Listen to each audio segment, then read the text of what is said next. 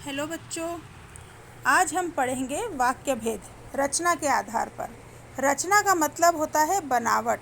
बनावट के आधार पर वाक्य तीन तरह के होते हैं। पहला सरल वाक्य, सिंपल सेंटेंस।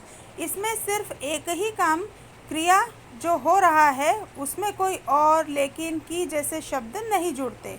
इसकी पहचान क्या होती है कि इसमें एकदम सीधी सादी बात होती है। उदाहरण, राम पुस्तक पढ़ता है या बच्चे मैदान में खेल रहे हैं।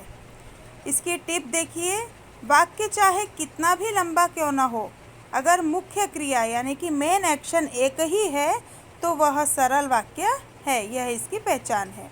दूसरा है संयुक्त वाक्य, कंपाउंड सेंटेंस। यहाँ दो अलग अलग स्वतंत्र वाक्य होते हैं जिन्हें किसी पुल यानी योजक शब्द से जोड़ दिया जाता है। अगर आप बीच का जोड़ने वाला शब्द हटा दें तो दोनों वाक्यों का अपना अलग अलग मतलब निकलता है। इसके कीवर्ड्स है और, एवं, तथा, या, अथवा, इसलिए, अतः, किंतु, परंतु, लेकिन। उदाहरण देखिए, सूरज निकला और पक्षी चहचहाने लगे।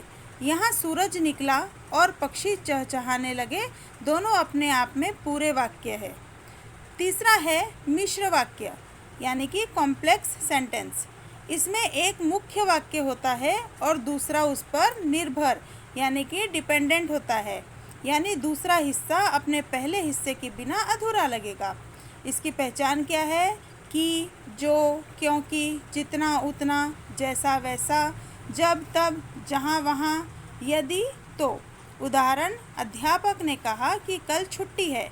अगर आप सिर्फ अध्यापक ने कहा बोलकर रुक जाए तो सुनने वाला पूछेगा क्या कहा, यानी यह हिस्सा अधूरा है।